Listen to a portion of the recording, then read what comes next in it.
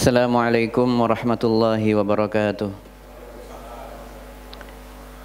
Alhamdulillahi ala ihsanih wa syukru lahu ala taufiqihi wa amtinanih. Wa ashhadu an la ilaha illallah wahdahu la syarika lahu ta'ziman li sya'nih. Wa ashhadu anna Muhammadan abduhu wa rasuluh ad-da'i ila ridwanih wal hadi ila ihsanih. Sallallahu alaihi wa ala alihi wa ashabihi wa a'wanih wa sallama tasliman katsira. Alhamdulillah, senantiasa kita memanjatkan syukur kepada Allah Subhanahu wa taala. Syukur atas limpahan nikmat yang Allah karuniakan kepada kita semuanya. Nikmat kesehatan, nikmat keamanan, nikmat rasa nyaman, kesempatan, dan banyak hal yang lainnya yang bisa kita nikmati saat ini. Namun hal yang perlu mendapatkan perhatian bahwa ada hal yang kita syukuri lebih dari itu semuanya, yaitu nikmat taufik dan hidayah dari Allah Subhanahu wa taala, yang dengannya kita tetap berada pada agama yang lurus dan sempurna ini, yang tidak ada agama selain agama Islam di sisi Allah Subhanahu wa taala. Allah berfirman, "Innad dina 'indallahi al-Islam." Sesungguhnya satu-satunya agama yang diterima, yang diridhai di sisi Allah Subhanahu wa taala hanyalah agama Islam. "Wa man yabtaghi ghairal islami dina falan yuqbala min wa huwa fil akhirati minal khasirin." Bahkan Allah menyebutkan sebuah ancaman, barang siapa yang menginginkan agama selain agama Islam, maka seluruh amalan-amalannya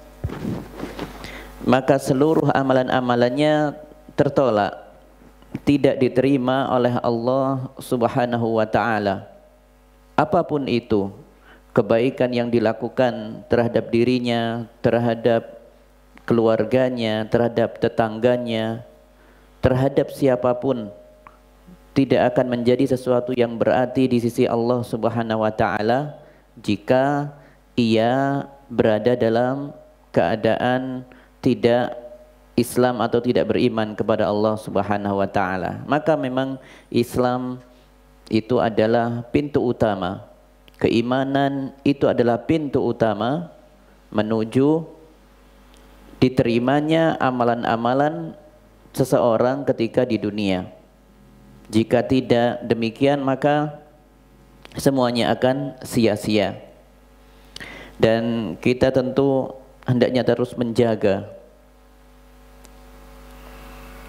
apa yang Allah berikan kepada kita berupa taufik dan hidayah ini, selalu kita menjaganya.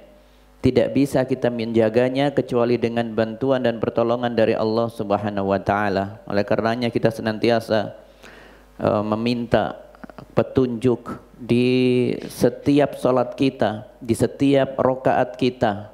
Minimal 17 kali kita dalam sehari kita meminta petunjuk kepada Allah Subhanahu wa taala, karena di setiap rakaatnya kita selalu melantunkan ihdinas siratal mustaqim. Bahkan di situ menunjukkan permintaan kita yang tulus, ya Allah, berilah kepada kami hidayah jika kami saat itu belum mendapatkan hidayah. Dan kalau kami sudah mendapatkan hidayah, maka teguhkanlah kami dengan hidayah itu. Jadikanlah kami istiqomah dengan apa yang sudah ada pada kami ini. Dan jika kami sudah kau berikan keistiqomahan, maka bukalah pintu-pintu hidayah yang lainnya yang belum kami dapati saat ini. Subhanallah, ini adalah hal yang selalu kita ikrarkan di setiap salat kita, dalam rangka untuk menjaga nikmat terbesar, yaitu hidayah dan taufik ini, ya. Dan jamaah dimulakan oleh Allah Subhanahu wa taala, karena seseorang ketika tidak berada dalam hidayah ini, tidak berada dalam agama Islam ini, tempat kembalinya hanya satu, yaitu neraka, wal'iyadzubillah. Karena tempat kembali hanya ada dua, surga atau neraka. Tidak ada pilihan lain. Tidak ada sesuatu yang ada di tengah-tengah antara surga dan neraka. tidak ada tempat alternatif. Pilihannya mutlak, hanya surga atau neraka. Oleh karenanya Nabi sallallahu alaihi wasallam pernah berkata, "Walladzi nafsu Muhammadin biyadihi," demi Allah yang memegang ruhku, ya, la yasma'u bi ahadun min hadhil ummah la yahudi wala nasrani thumma yamutu wa lam yu'min billadzi ursiltu bih illa kana min ashabin nar. Tidaklah seseorang yang ada di antara umatku ini sudah mendengar tentang aku, tentang kedatanganku, tentang apa yang aku bawa, yang aku ajarkan, ya, berupa risalah ilahi kepada mereka semuanya. Kemudian ia tidak mau mengimaninya, apakah itu orang Yahudi ataupun Nasrani, dia tidak mau mengimani itu, illa kana min ashabin nar, pastikan ia nanti menjadi ahli neraka. Ya, maka jemaah yang dimulakan oleh Allah, hal yang menjadi perhatian bagi kita juga adalah seluruh ibadah yang kita persembahkan untuk Allah, segala ketundukan kita kepada Allah Subhanahu wa taala, semuanya tidak bisa lepas dari kejujuran. As-sidqu, ya, kejujuran pada diri kita, bahwasanya kita adalah makhluk yang lemah, ya, dan Allah adalah zat yang maha berkuasa, bisa melakukan apapun. Kita sangat lemah di hadapan Allah. Kita harus jujur, kita setiap waktu, setiap kedipan mata kita membutuhkan pertolongan dari Allah Subhanahu wa taala. Kita selalu jujur pada diri kita, selalu tidak bisa lepas dari menyandarkan hidup kita semuanya kepada Allah Subhanahu wa taala. Maka semoga Allah memberikan kita rizki berupa hidayah yang terus menerus, sehingga kita tetap berada di dalam agama yang lurus dan sempurna, sekaligus menjadi hamba-hamba yang bertakwa di sisi Allah Subhanahu wa taala.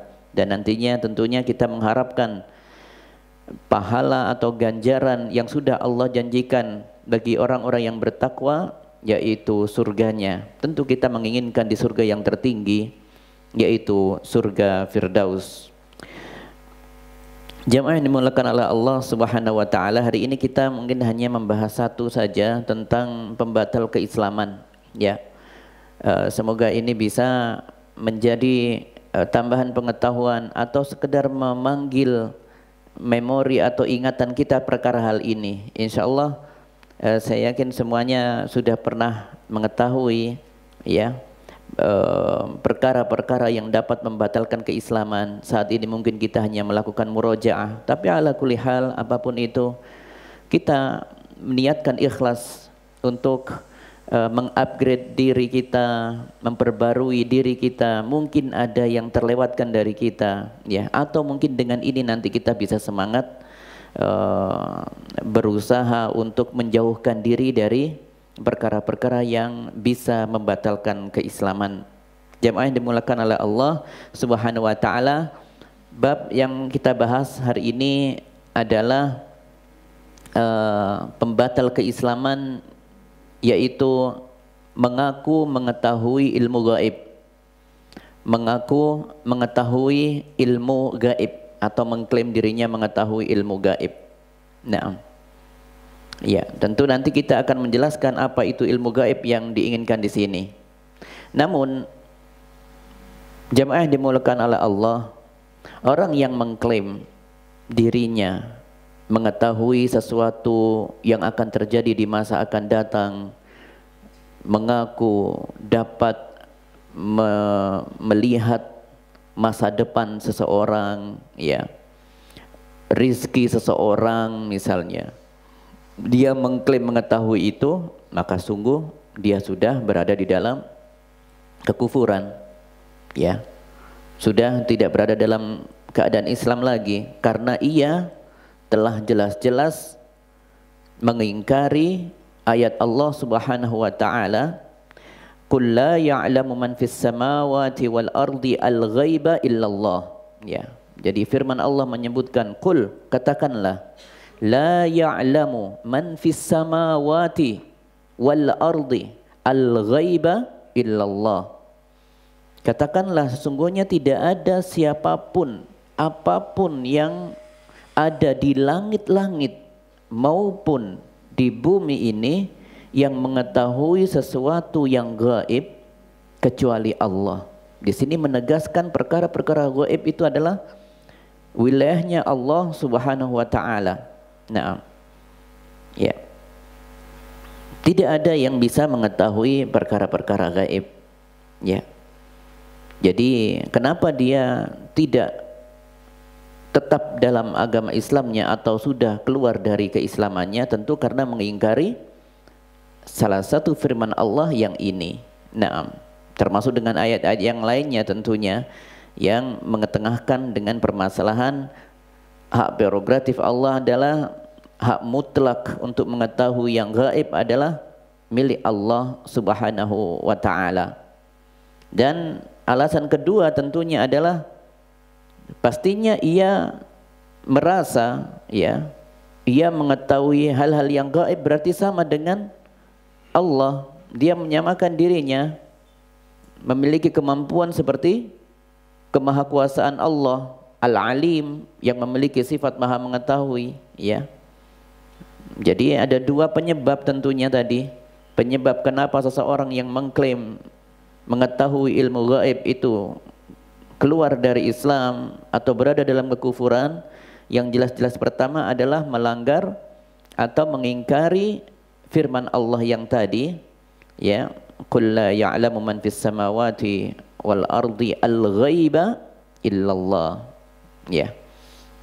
Yang kedua adalah dia merasa sama dengan Allah Subhanahu wa taala, yaitu mengetahui ilmu gaib.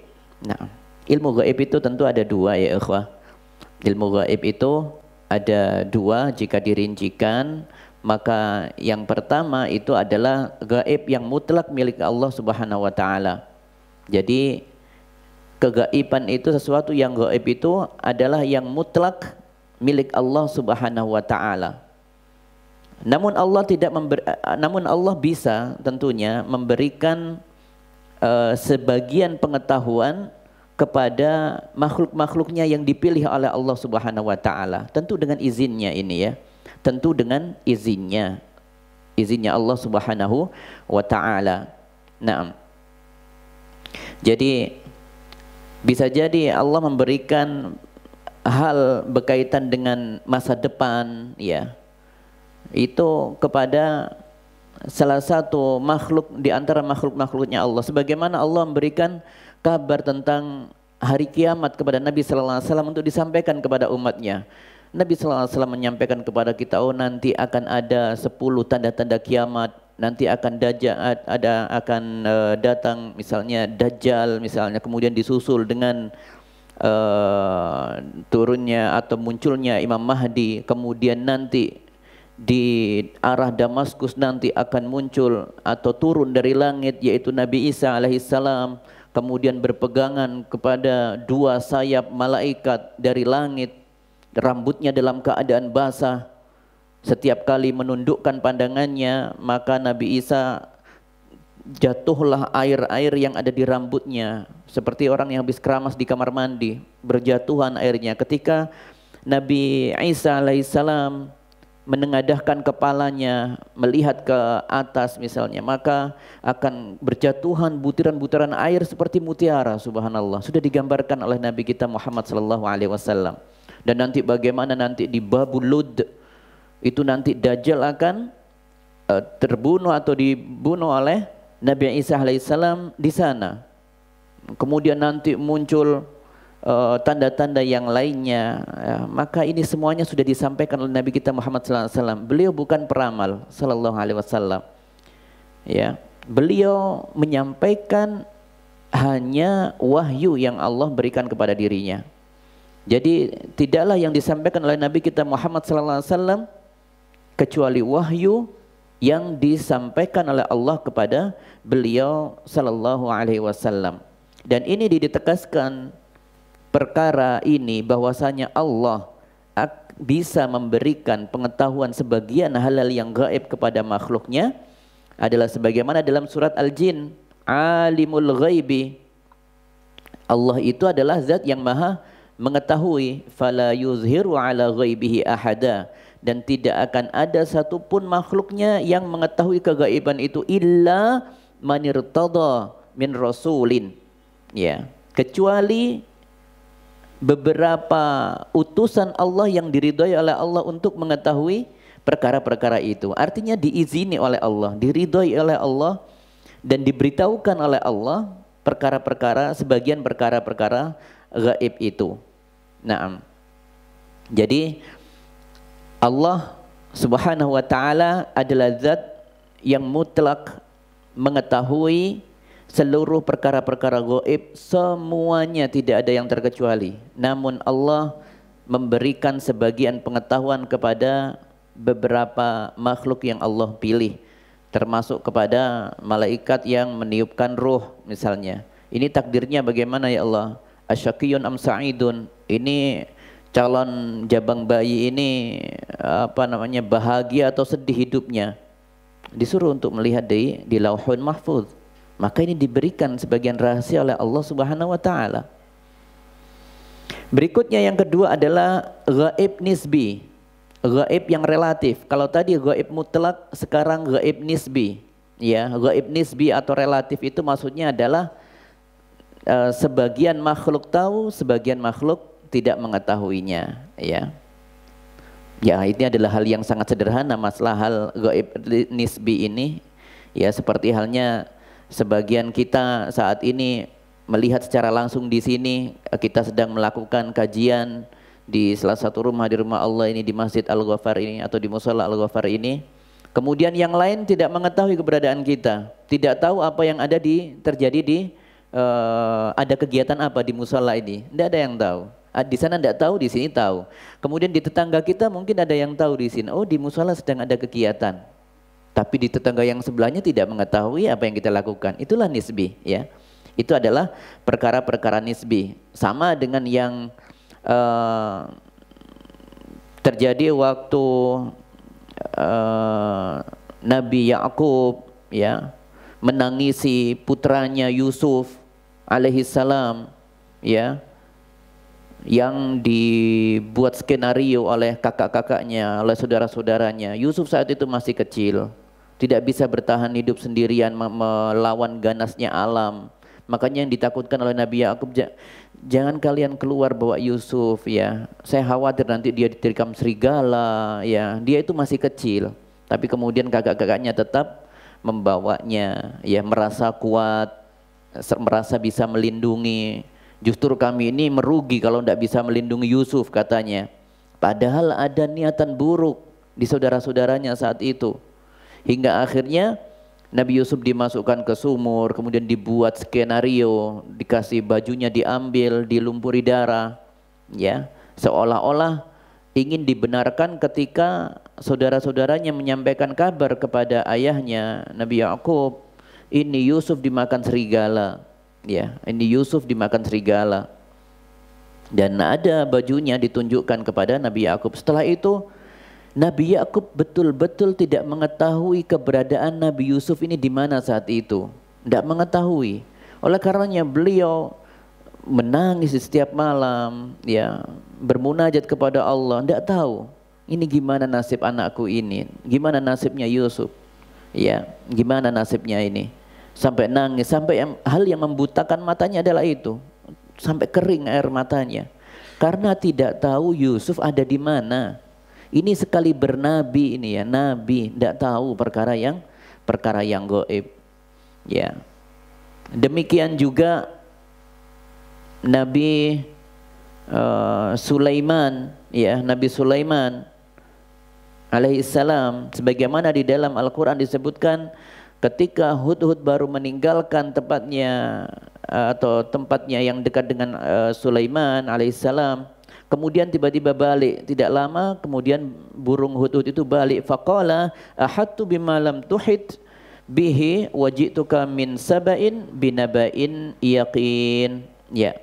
Wahai Sulaiman, aku mengetahui apa yang belum kamu ketahui. Dan aku membawa berita dari Saba, suatu berita penting untuk diyakini atau untuk dibenarkan. Jadi burung tahu perkara apa yang dilakukan oleh Balqis dan kaumnya yang menyembah matahari ya di negerinya.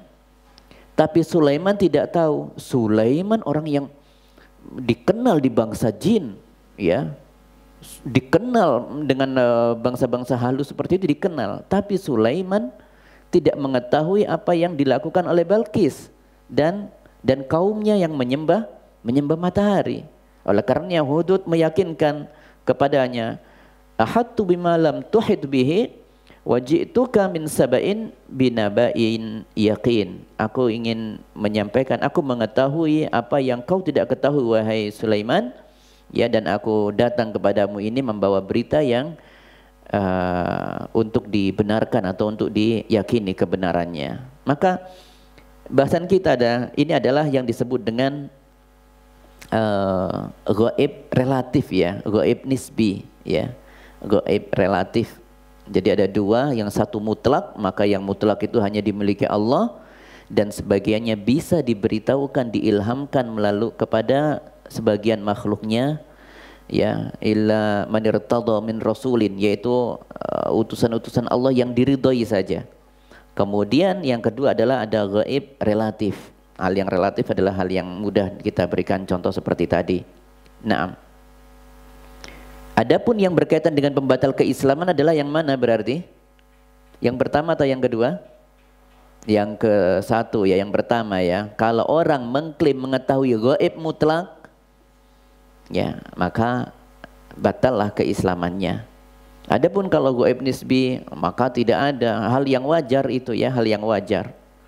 Ya, adalah sesuatu hal yang wajar. Oh, kemarin di sana hujannya deras di Karanglo misalnya. Oh, saya tidak tahu itu. Nah, itu hal yang wajar. Orang Karanglo tahu, ya. Bahkan kita orang yang Malang tidak tahu hujan di Karanglo lebat, bahkan saudara kita di Gresik, ini benar video ini, kita tanya begitu. Mereka lebih tahu dulu melalui rekaman. Kita yang bertetangga malah tidak tahu, ya.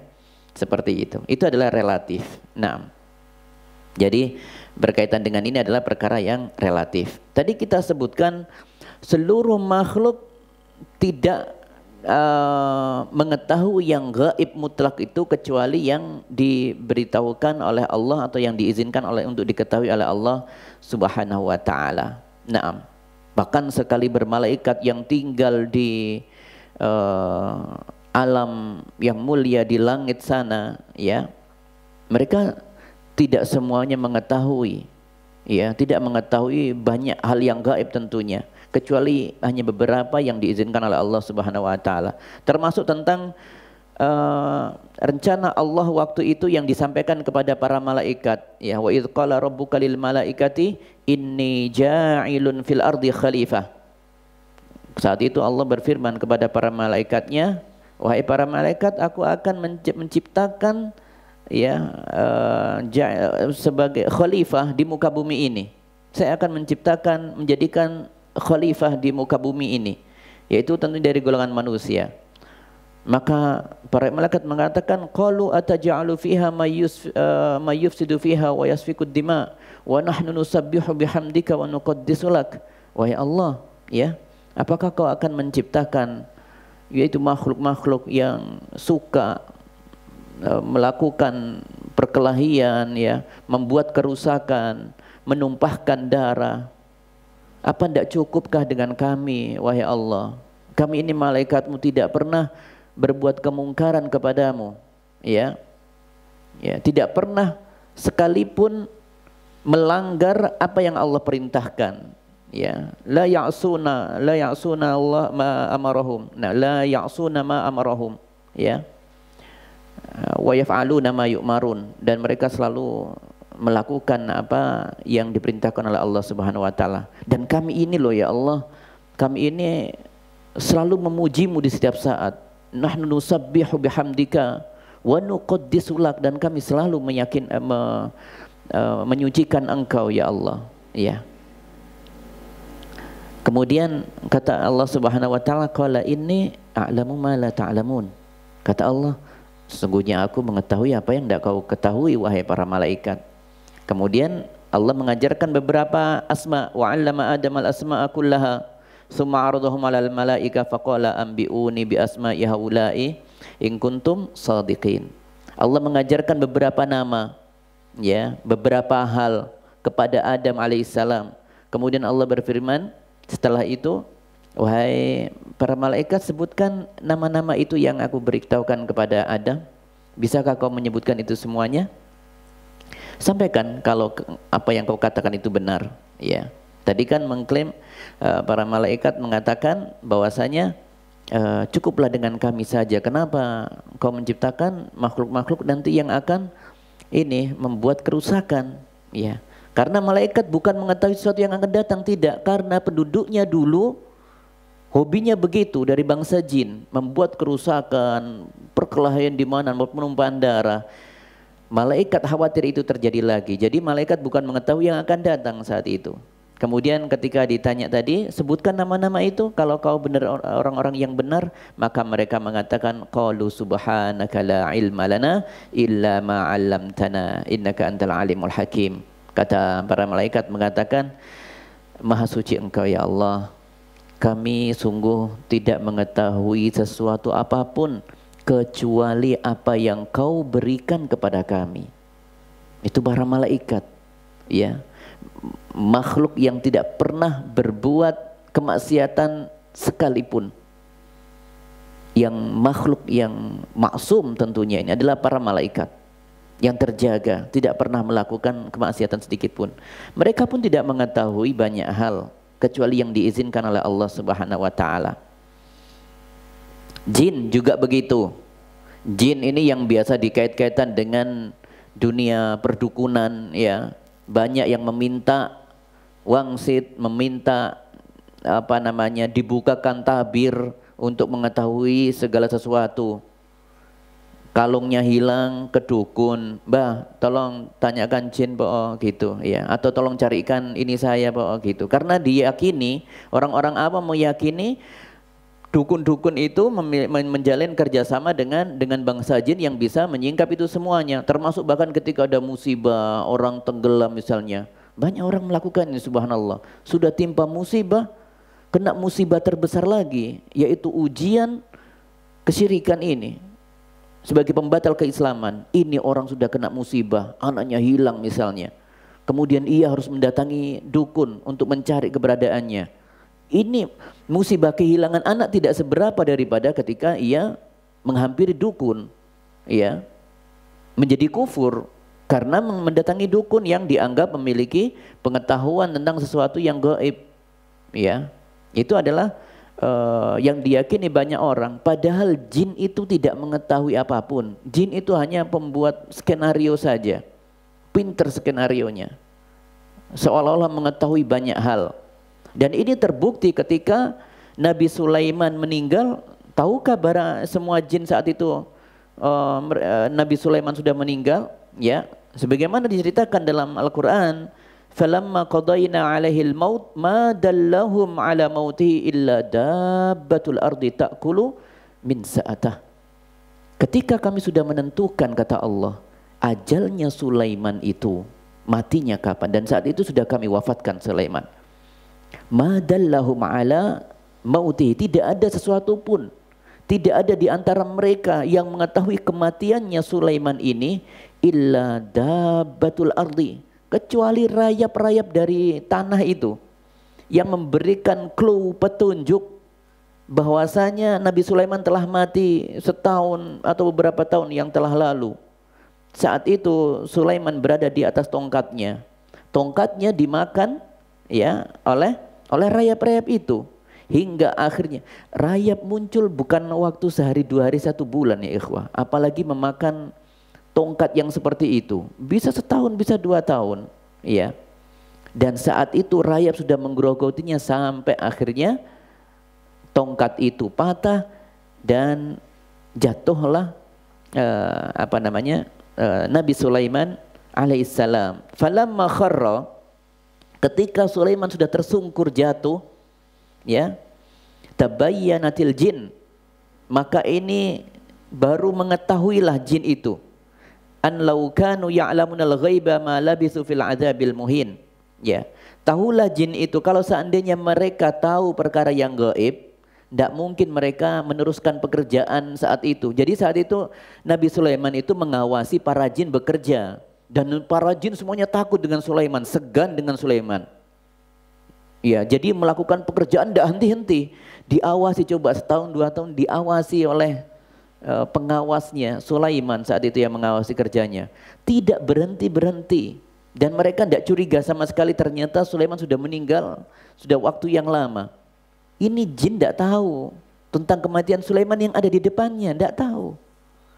Maka ini jelaslah bahwa jin itu tidak mengetahui sesuatu yang gaib, bahkan yang ada di depannya. Maka sebuah kesalahan yang besar sekali ketika seseorang mempasrahkan dirinya, bahkan meminta tolong kepada jin. Ya, bahkan meminta tolong kepada jin, wala'iyadzubillah. Naam.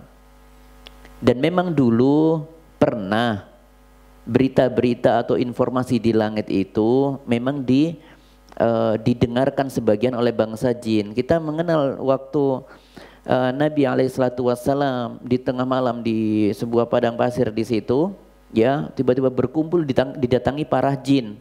Ternyata jin-jin itu datang karena mendengarkan lantunan Al-Quran dari Nabi Muhammad SAW. Kemudian mereka mengurumuni Nabi SAW, dan mereka adalah jin-jin yang pernah ada di langit-langit sana, yaitu mencari kabar berita dari langit, mencari bocoran. Karena digambarkan dalam surat jin, a'udzubillahi samil alim minasyaitonir rajim, wa anna kunna naq'udu minha maqa'ida lis-sam'i faman yastamil an yajid lahu shihabar rasada. Dulu kami itu punya tempat duduk-duduk di langit sana itu untuk mendengarkan berita yang dari langit yang disampaikan Allah kepada para malaikat. Kami mendengarkan sebagian. Ya, ada tempat duduk kami di sana itu. Namun saat ini sudah tidak bisa. Saat ini sudah dijaga totalitas di sana. Jadi memang pernah dibiarkan para jin itu mendengarkan berita di sana, tapi kemudian Allah tutup itu semuanya dengan penjagaan yang totalitas. Oleh karena jin tadi itu, jin-jin yang bertobat itu tadi, itu mengatakan, faman yastamil an, jika ada saat ini yang berusaha untuk mencuri berita di langit atau mendengarkan berita di langit, ya, yajid lahu shihaban rasada, dia pasti akan mendapatkan serangan, ya, yaitu berupa panah-panah api yang mengintai mereka. Shihab, jadi dilempari dengan api-api dari langit sana. Tidak ada yang berani sekarang ini di sana, tidak ada yang berani. Penjagaannya secara total. Tapi bahasan kita, jin pernah mengetahui sesuatu yang gaib dengan mendengarkan yang ada di atas sana. Tapi semenjak langit itu sudah ditutup secara total, ya, maka mereka sudah tidak bisa lagi mengetahui itu. Ayat berikutnya menyebutkan wa anna la nadri asyarrun urida biman fil ardi am arada bihim rabbuhum rasyada. Ya. Dan sesungguhnya kami tidak mengetahui dengan penjagaan Allah yang super ketat itu sekarang, yang sangat ketat itu, apakah keburukan yang dikehendaki bagi orang yang ada di muka bumi ini, atau Allah menghendaki kebaikan untuk mereka. Di sini para ulama menjelaskan, ini loh jin itu beradab sekali ketika berhadapan dengan Allah. Para jin mengatakan, kalau mengatakan ini loh keburukan nanti yang ditimpakan kepada manusia, atau Allah menghendaki kebaikan. Urusan kebaikan disandarkan kepada Allah. Urusan keburukan tadi tidak disebutkan nama Allah sama sekali. Bentuk adabnya jin. Kalau ada keburukan tidak menisbahkan kepada Allah Subhanahu wa taala. Subhanallah. Para jin beradab, jin-jin itu. Ini jin-jin yang ada di sekitar Nabi saat itu, dan yang melakukan pertobatan, ya. Maka di antara jin itu memang ada yang muslim, yang baik, yang taat kepada Allah, yang beradab kepada Rabbnya Subhanahu wa taala, ya. Ada juga yang tidak. Tapi di dalam ayat ini jelas sekali jin menunjukkan sikap beradabnya ketika menyandarkan sesuatu kepada Allah. Mereka tidak mau menyebutkan keburukan dinisbahkan kepada Allah, tidak mau. Baru menyebutkan am arada bihim rabbuhum rasyada, atau jangan-jangan Allah menginginkan kebaikan untuk penduduk di muka bumi ini. Baru disebutkan kata Rabb di situ. Yang tadi am urida, tidak ada penyebutan nama Rabb di situ. Asmaul Husna tidak ada penyebutan nama Allah sedikit pun. Maka ini adalah perkara yang berkaitan dengan para malaikat. Nabi juga demikian. Jadi malaikat tidak tahu masalah gaib, jin juga yang diklaim itu mengetahui permasalahan gaib ternyata juga tidak mengetahui. Bagaimana dengan para nabi? Sama. Nabi tidak mengetahui permasalahan-permasalahan gaib kecuali yang Allah wahyukan kepada mereka. Termasuk yang tadi kita singgung tentang hari kiamat, ya. Kemudian tentang pada satu saat nanti akan banyak muncul pemimpin-pemimpin yang egois, yang korup. Itu sudah diinikan, tetapi kalian harus bersabar.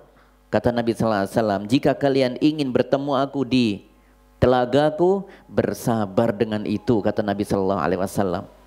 Dan ini memang berat seperti, dan sudah terjadi, bahkan bukan di zaman sekarang. Setelah Nabi sallallahu alaihi wasallam wafat, muncul khalifah ini yang di setelah zamannya Bani Umayyah dan seterusnya, itu ada di antara mereka yang sudah melakukan seperti itu. Kalau di zamannya khalifah yang 4 aman semua insyaallah. Setelah masa itu subhanallah sudah mulai banyak rasa egoisme, suka mengambil harta orang lain, harta rakyatnya dipakai seperti itu. Dan itu terjadi kezoliman seperti Al-Hajjaj.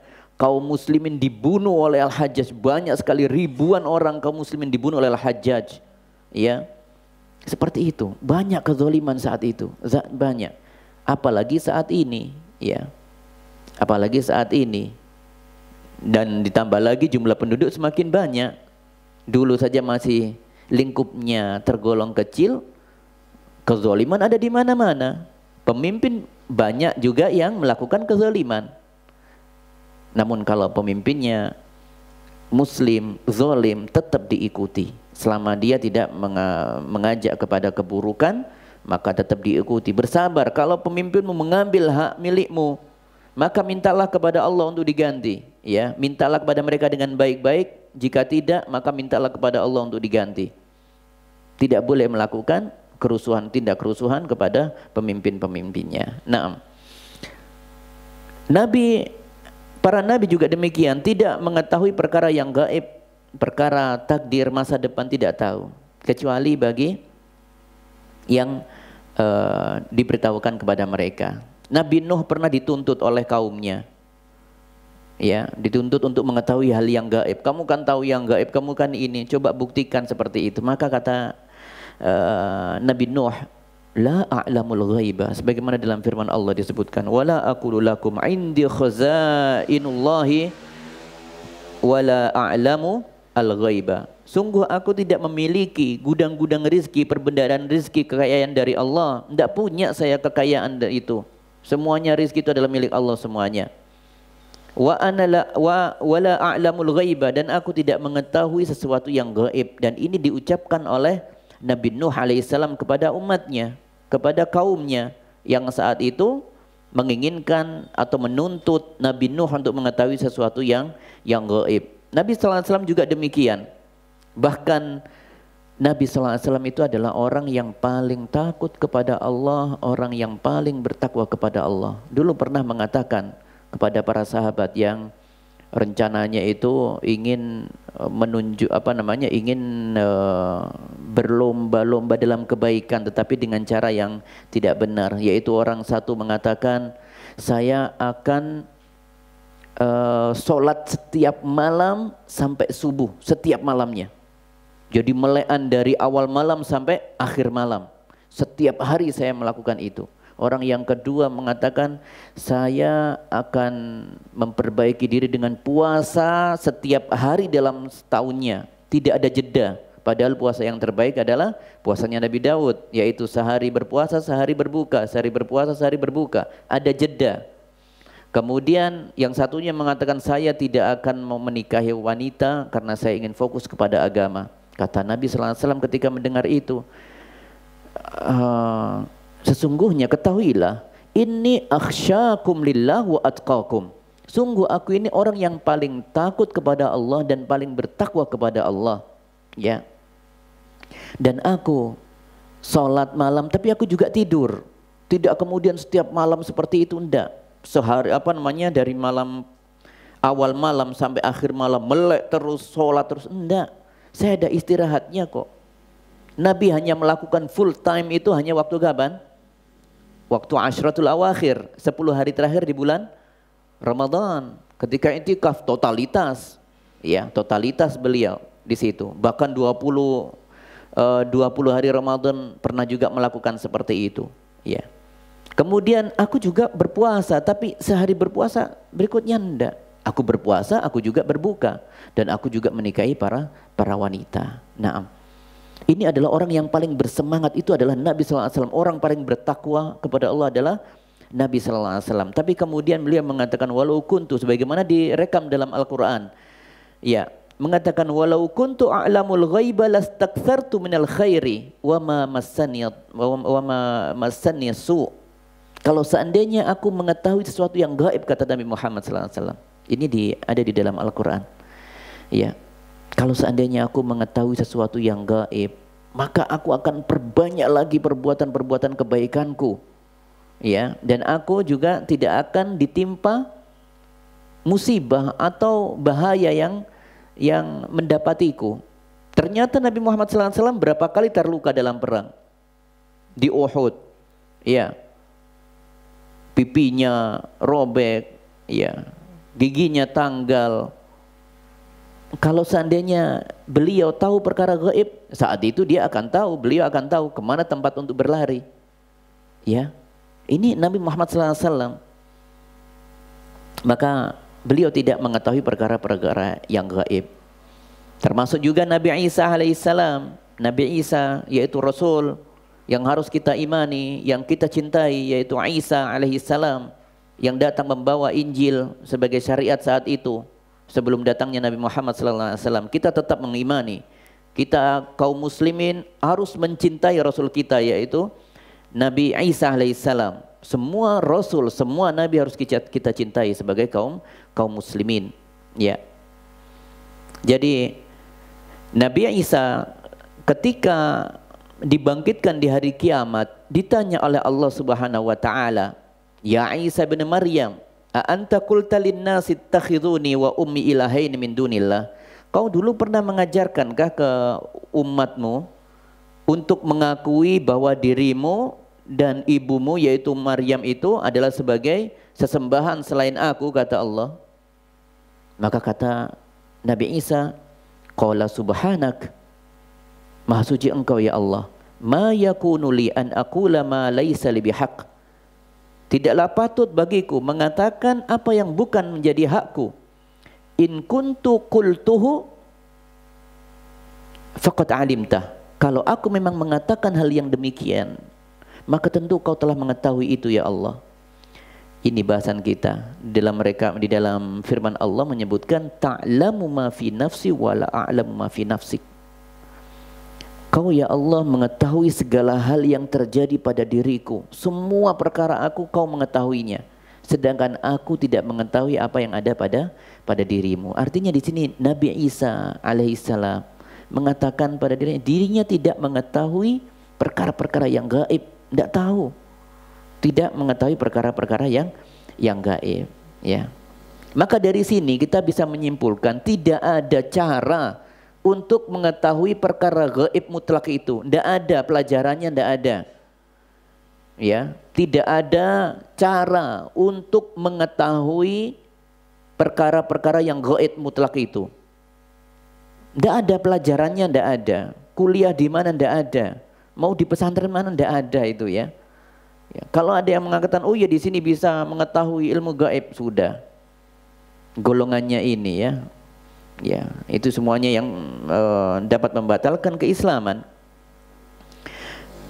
Maka orang-orang yang mengklaim dirinya mengetahui perkara-perkara yang gaib mutlak, maka sungguh ia berada pada hal yang khurafat dan kesyirikan yang besar. Itu khurafat semuanya, dusta semuanya. Ya, dusta semuanya dan kesyirikan yang besar. Kalau ada orang mengklaim bisa mengetahui perkara-perkara yang gaib. Ya. Di antaranya adalah apa? Ilmu perbintangan. Tapi ilmu perbintangan kita perlu rincikan dulu di sini ya.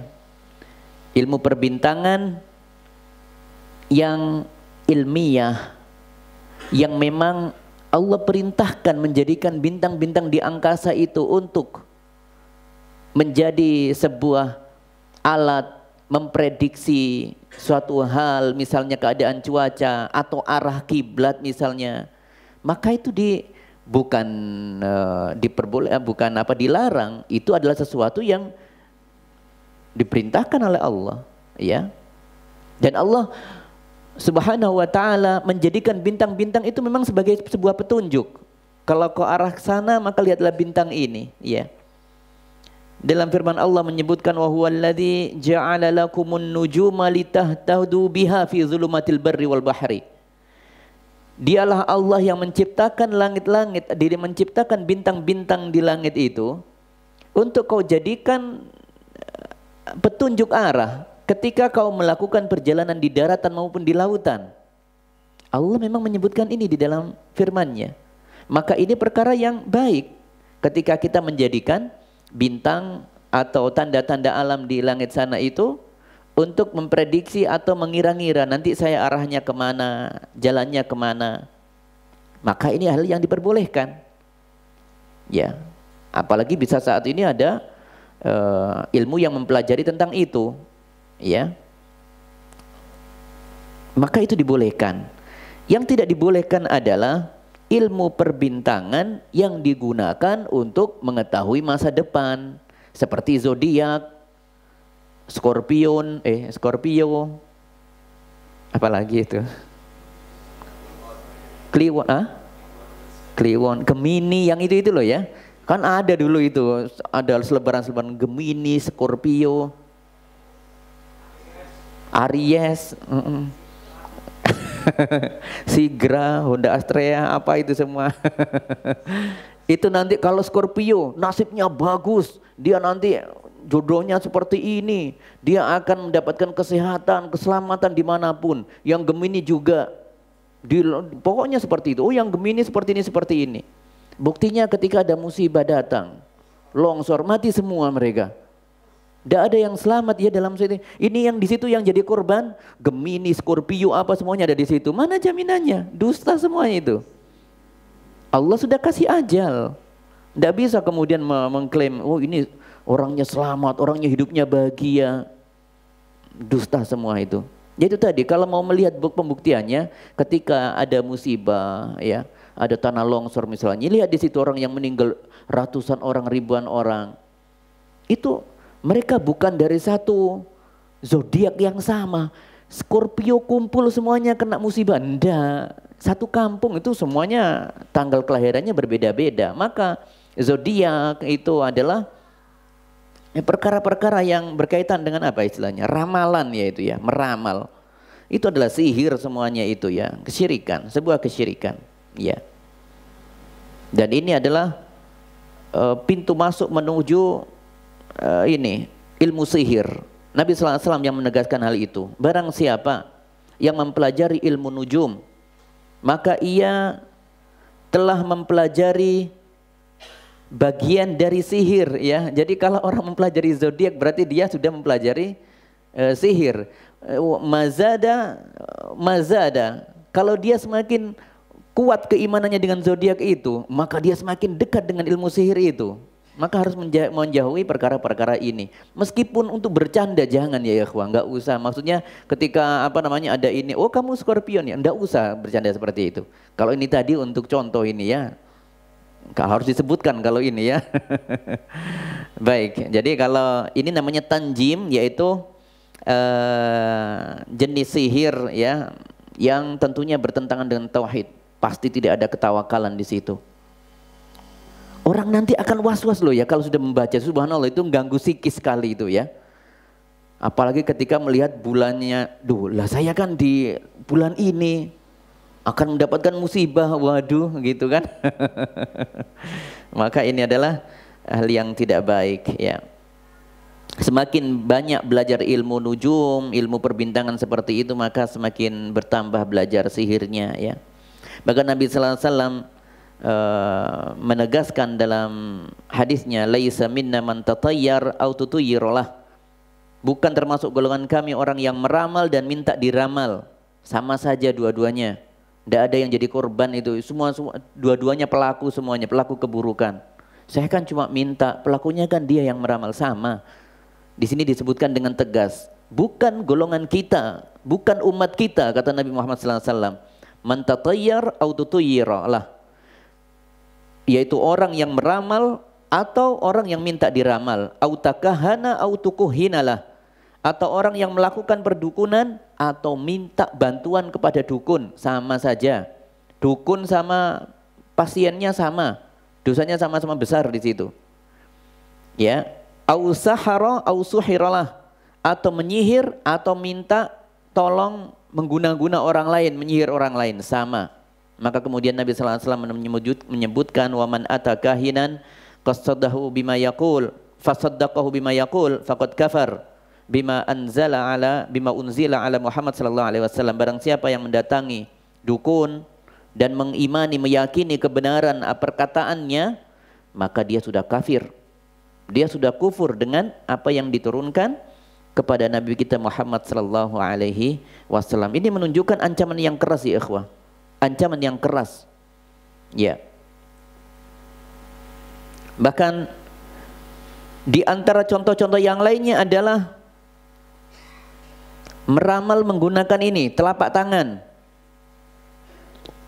Uripmu bengkok terus ini, uripmu ndak indah hidupmu ini. Sudah, itu ini yang membacanya, yang mendengarkannya, membenarkan sudah terkena bab itu. Hati-hati dengan ini. Saya tak lihat ini sudah terkena bab itu ya. Itu namanya al-kaf. Al-kaf itu melihat telapak tangan. Atau melihat cawan, mangkok, gelas ada airnya, kemudian oh nanti ada kejadian seperti ini. Apa ada ya itu ya, seperti cawan emas atau mangkok. Ya, ada air. Tidak ada baksonya di situ. Dia melihat masa depan dengan situ ya. Mencari anak hilang, iya ada seperti itu. Waliyadzubillah, iya ada seperti itu ya. Di tempat kita banyak seperti itu, melihat dari apa itu media air yang ada di dalam mangkok ya. Kalau isinya es degan enak itu ya.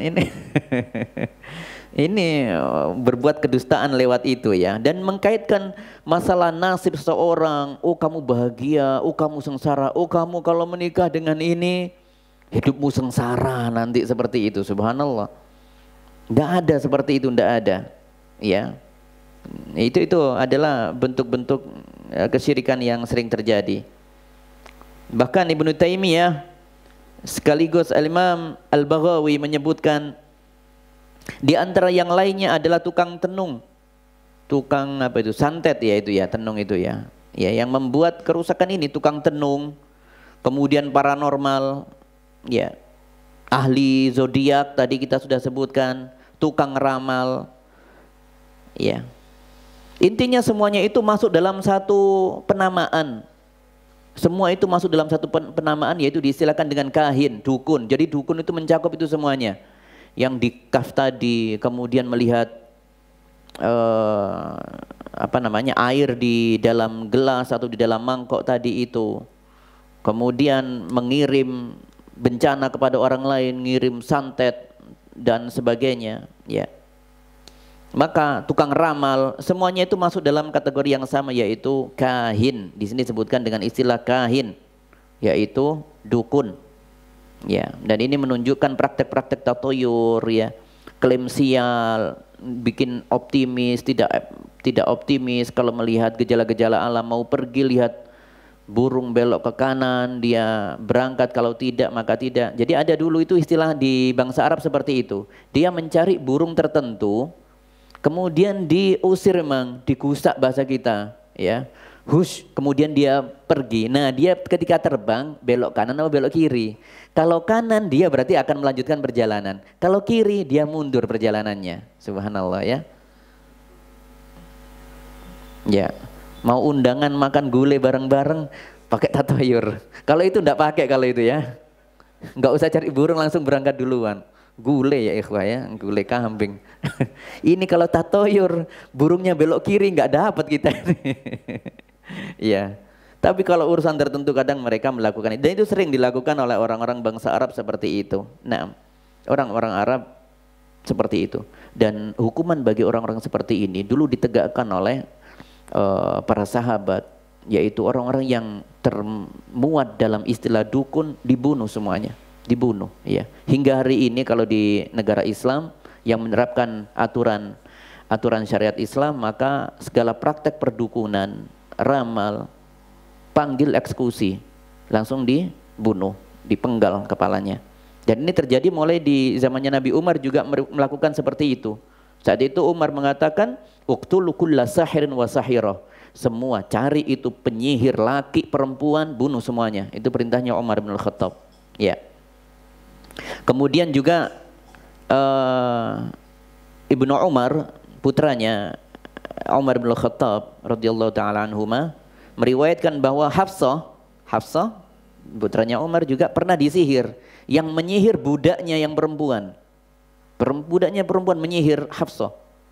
Maka Hafsah memerintahkan setelah itu, ketika dia mengakui budaknya itu mengetahui, iya saya melakukan itu kepadamu wahai Hafsah, maka Hafsah memerintahkan segera kepada Abdurrahman bin Zaid untuk membunuhnya. Ini telah menyihirku. Maka langsung ditegakkan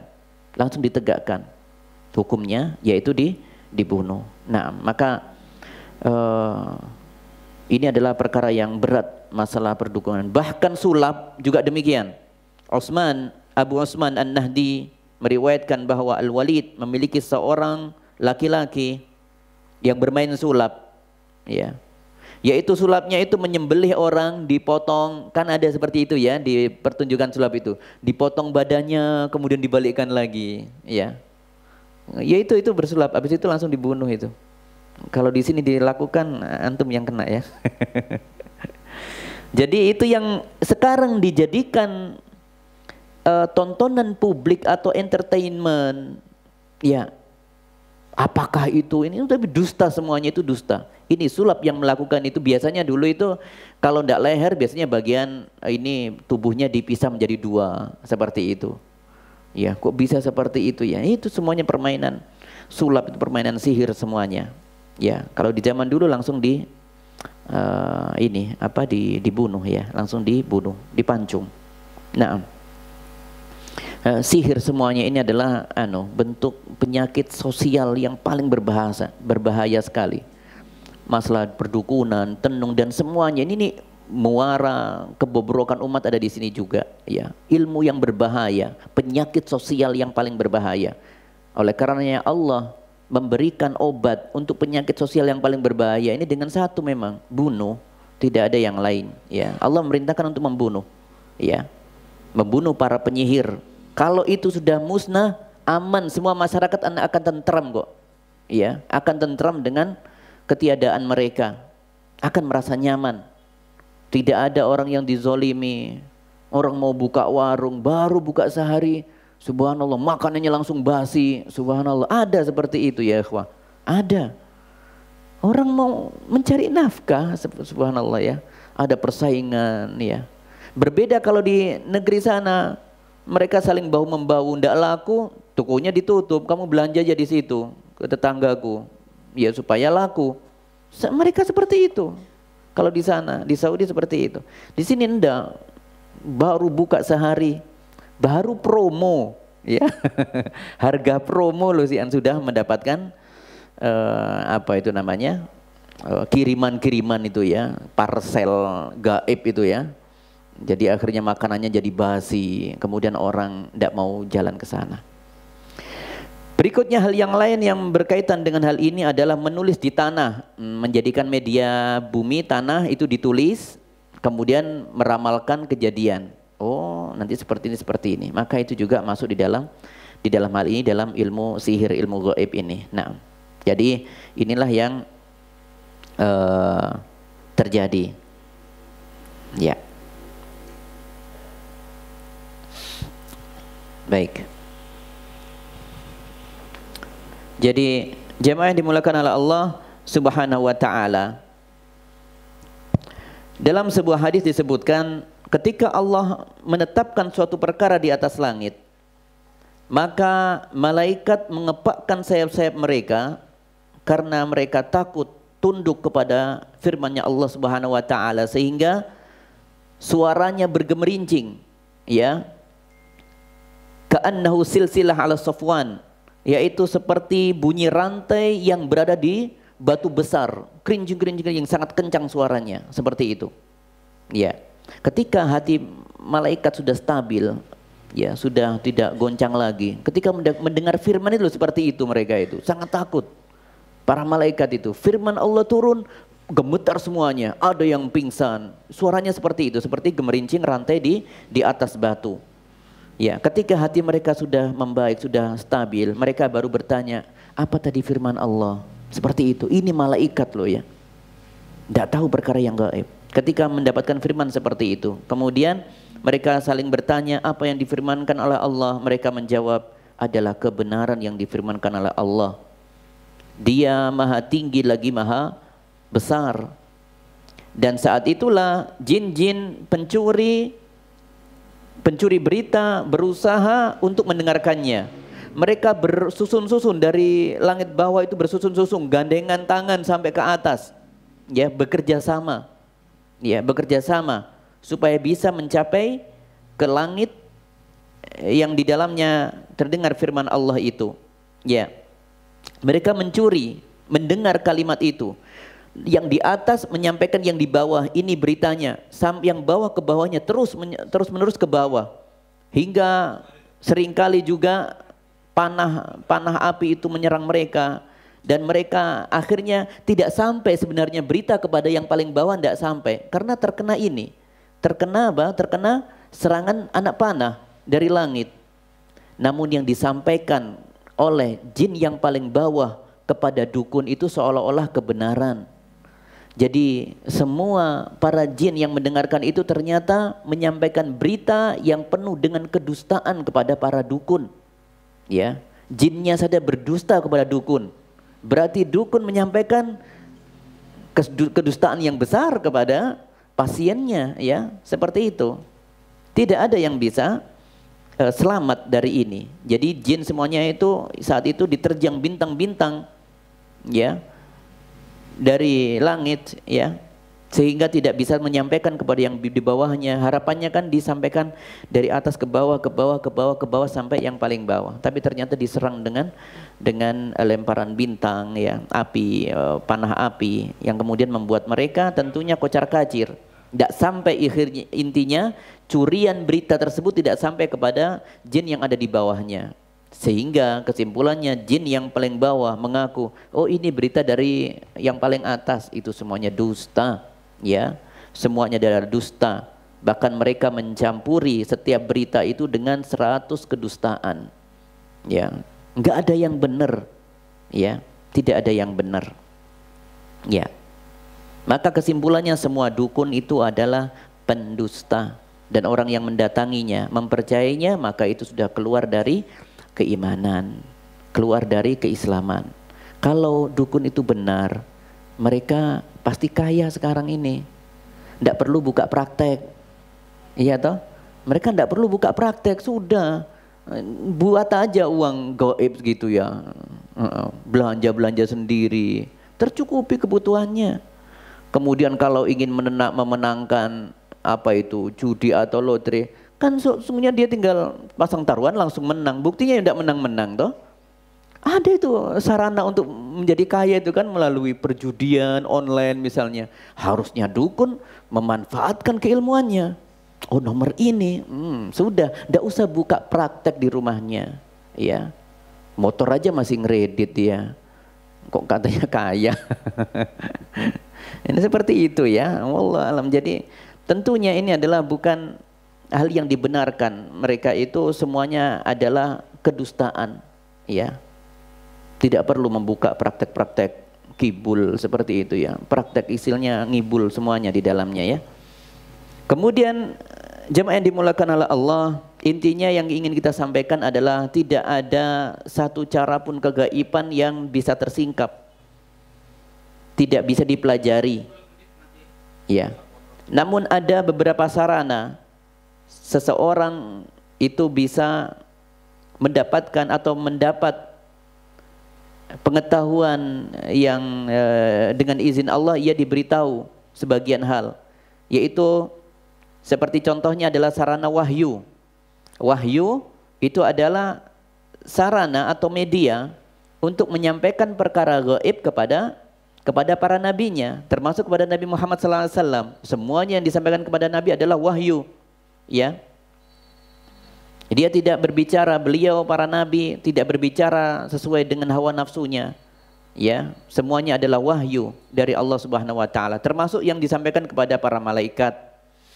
Ya, maka semuanya itu adalah wahyu dari Allah. Jadi ini adalah sarana atau media mengetahui hal yang gaib, dan tentunya ini berlaku pada orang-orang pilihan Allah saja. Seperti tadi yang kita sebutkan bahwasanya ketika proses penciptaan janin, ya, penciptaan janin ketika prosesnya itu 120 hari sebagaimana dalam Arba'in Nawawi disebutkan, ya.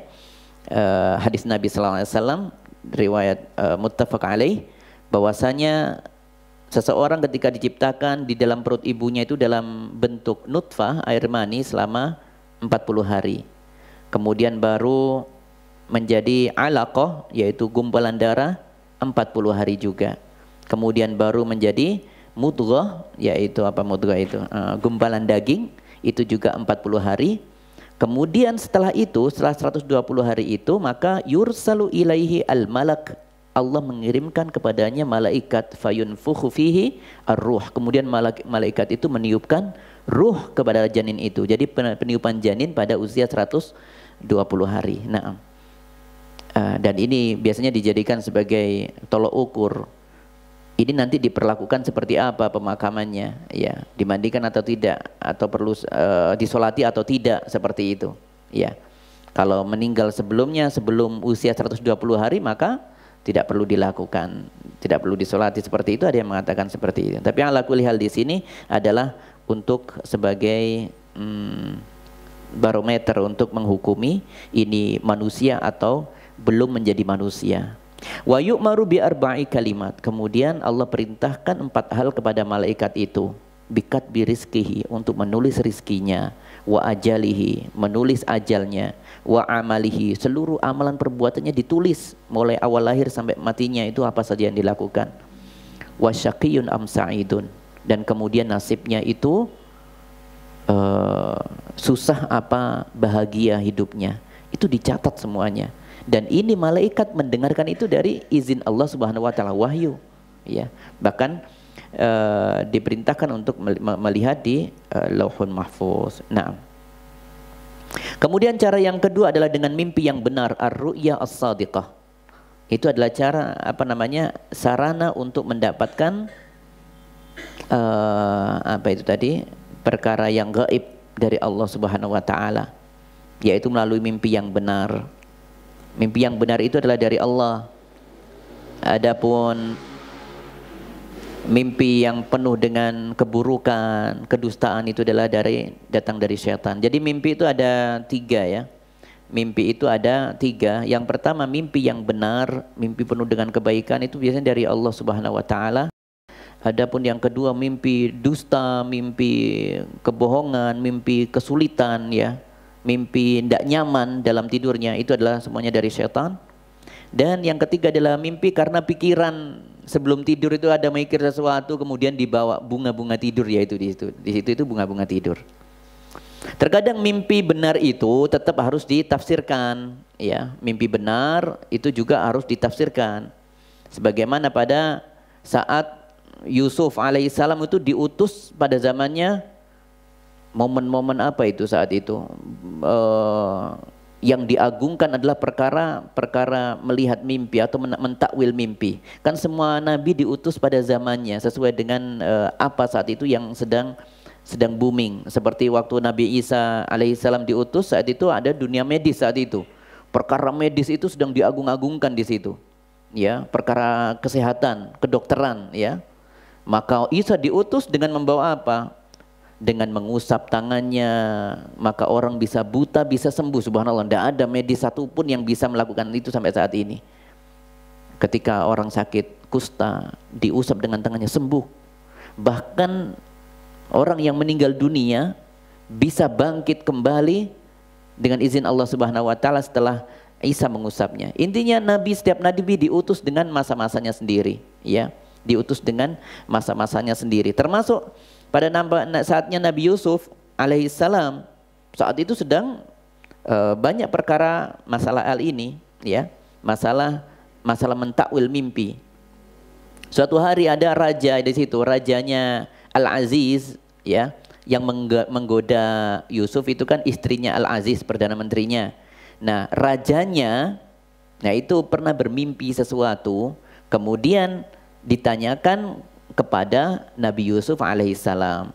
Saat itu sang raja memimpi apa? Inni ara sab'a baqaratin simanin ya'kuluhunna sab'u ijaf.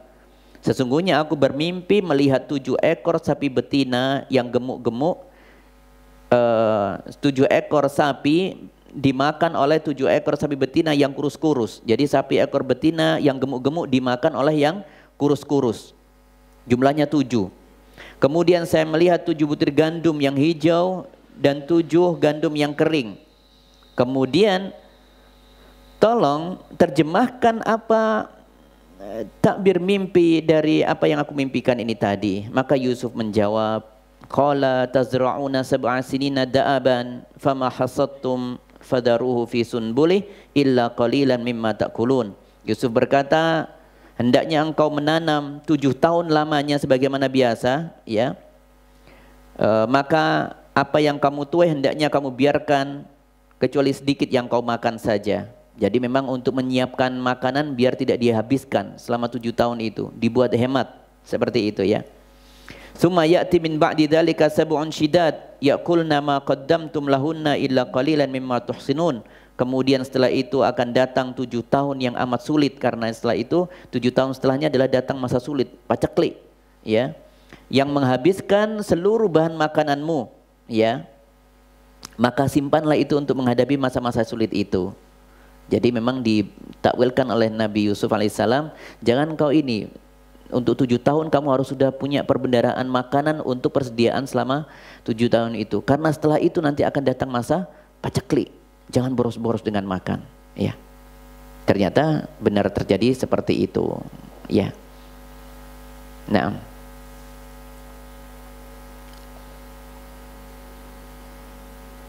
kemudian jemaah yang dimuliakan oleh Allah, yang terakhir adalah bagaimana seorang mendapatkan yang gaib. Maka itu adalah firasat, ya, firasat seorang yang beriman. Ini firasat ini semacam perkiraan yang kuat pada seorang mukmin. Namun kembali lagi, firasat itu datangnya tiba-tiba, insidental saja, tidak selalu benar, yonda, ya. Ya, apa namanya, datangnya insidental sewaktu-waktu dan tidak bisa dipelajari. Tidak ada pelajaran firasat itu, tidak ada, ya. Ya, maka tidak ada. Itu hanya berlaku pada orang-orang yang mukmin, ya, pada orang-orang yang mukmin yang taat, biasanya diberikan petunjuk oleh Allah Subhanahu wa taala untuk bisa mengetahui, oh ini baik, ini tidak, mendapatkan ilham dari Allah Subhanahu wa taala. Baik, sebagai penutup di sini saya akan menyampaikan bahwa berkaitan dengan tadi masalah cuaca tadi, ya, itu ada ilmunya. Apa itu ilmunya itu?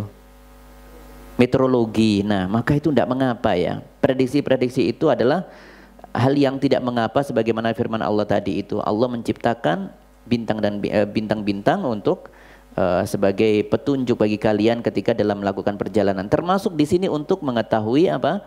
Prediksi hujan, prediksi nanti musim panas. Itu melihat dari tanda-tanda di situ. Allah menciptakan seluruh pergerakan awan bintang-bintang semuanya digunakan, dimanfaatkan untuk itu, boleh, ya, boleh.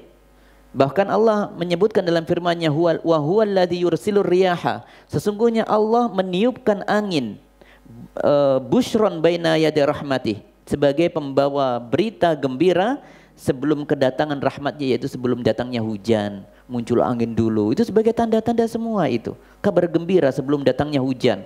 Hujan itu sebagai rahmat dari Allah, keberkahan dari Allah Subhanahu wa ta'ala. Hatta idza aqallat sahaban thiqalan suknahu li baladin mayyit fa anzalna bihil ma. Hingga apabila angin itu telah membawa awan mendung, kami halau ke suatu daerah yang tandus, lalu kami turunkan hujan di daerah itu. Fa akhrajna bihi min kulli tsamarat, maka kami keluarkan dengan hujan itu berbagai macam buah-buahan. Nah, maka angin sebagai tanda-tanda akan hujan, mendung juga semikian, maka itu diperbolehkan. Itu bukan ilmu perdukunan, bukan. Oh ini ilmu, ya apa namanya, ilmu ramal meramal ini. Kan tulisannya ramalan cuaca, berarti sama dengan ramalan dukun. Wah ini terlalu ya. Termasuk orang yang memprediksi misalnya akan ada masa kemarau, kemudian kapan ini nanti virus ini akan berakhir. Misalnya sekarang lagi, kemarin kita pernah mengalami masa-masa apa itu, ya pandemi atau endemi. Ini pandemi apa endemi? Menurut saya ini pandemi, menurut saya ini endemi. Mereka melakukan perkiraan-perkiraan seperti itu. Mereka melakukan, ada metodenya, ya, metode yang ilmiah sekali. Itu tidak mengapa seperti itu. Yang jelas tidak boleh mengatakan pasti nanti seperti ini yang tidak boleh.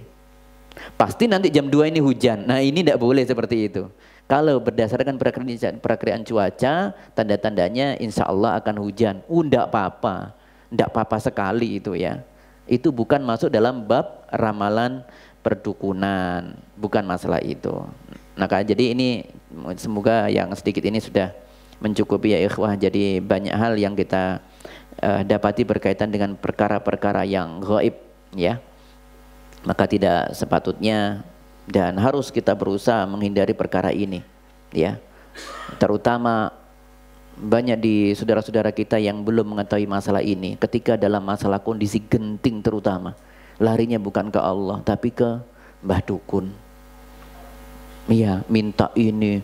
Oh ini keluarga saya sedang ruwet seperti ini. Larinya ke dukun. Ya, malu dengan ini dan itu, malu dengan aib. La haula wala quwwata billah. Ya. Semoga itu tidak terjadi, ya. Tentu yang paling mahal adalah kita menjaga keimanan. Ketika mendapatkan musibah, maka dia bersabar. Itulah keadaan mukmin. Kata Nabi sallallahu alaihi wasallam, "Ajaban li amril mukmin." Sungguh menakjubkan orang mukmin ini. Kullu amruhu kullu fi khair. Seluruh perkaranya itu pasti baik. Idza asabahu syarra, idza asabahu sarra syakar, wa idza asabahu ad-dharra sabar. Kalau dia ditimpakan hal yang menyenangkan bagi dirinya, maka ia bersyukur terus kepada Allah. Bersyukur. Ya, ketika ditimpakan keburukan, bersabar. Bersabar dengan itu. Ya, karena sabar pahalanya bukan kecil, ya. Pahalanya bukan 10 sampai 700 kali lipat, bukan. Ya, tetapi tidak ada batasannya. Naam. Innama yuwaffas sabiruna ajruhum bighairi hisab, kata Allah Subhanahu wa taala. Pahala kesabaran itu adalah pahala yang tanpa batas, bighairi hisab, tanpa batas. Beda dengan amalan yang lain seperti kita saat ini bermajlis, kemudian mendengarkan ayat-ayat Allah, semuanya ada perhitungannya. Karena kullu amal bani adama yudha'afu bi 'ashri amsalha ila 700 dhufin. Ila 700 dhifin. Seluruh amalan anak Adam, anak manusia, kebaikan sekecil apapun akan dilipat gandakan minimal 10 sampai 700 kali lipat. Kalau sabar tidak ada. Termasuk puasa, puasa bagian dari sabar di situ. Karena orang berpuasa pasti bersabar di situ. Makanya orang puasa, orang yang bersabar ketika ditimbakan musibah, maka pahalanya besar menantinya. Ya, tidak main-main. Ya, jadi kemudian bersabarnya adalah dengan memohon pertolongan kepada Allah, bukan lari kepada orang-orang yang dianggap mengetahui perkara yang gaib, waliyadzubillah. Hadza wallahu a'lam bishawab. Semoga ini yang sedikit ini bisa mencerahkan kita semuanya, kemudian kita semakin bersemangat untuk menjauhkan diri dari perkara-perkara itu dan semakin berhati-hati di dalam bersikap, ya, terutama berkaitan dengan masalah gaib. Ya. Hadza wallahu a'lam bishawab. Cukup ya? Sudah siang. Nanti kita akan lanjutkan lagi insyaallah. Dengan izin Allah tentunya, kalau ada waktu kita membahas pembahasan selain yang gaib lagi ya. Ini ramai sekali kalau masalah yang gaib. Pembatal gaib yang lainnya insya Allah masih ada. Jamaah yang dimulakan oleh Allah, saya ingin menyampaikan bahwa apa yang ditulis oleh Syekh Abdul Wahab dalam kitab pembatal-pembatal keislaman, tentu itu belum mencakup semuanya, tetapi beliau hanya memilih beberapa pembatal keislaman yang paling sering terjadi di zamannya, ya, termasuk sampai saat ini masih terjadi itu, ya.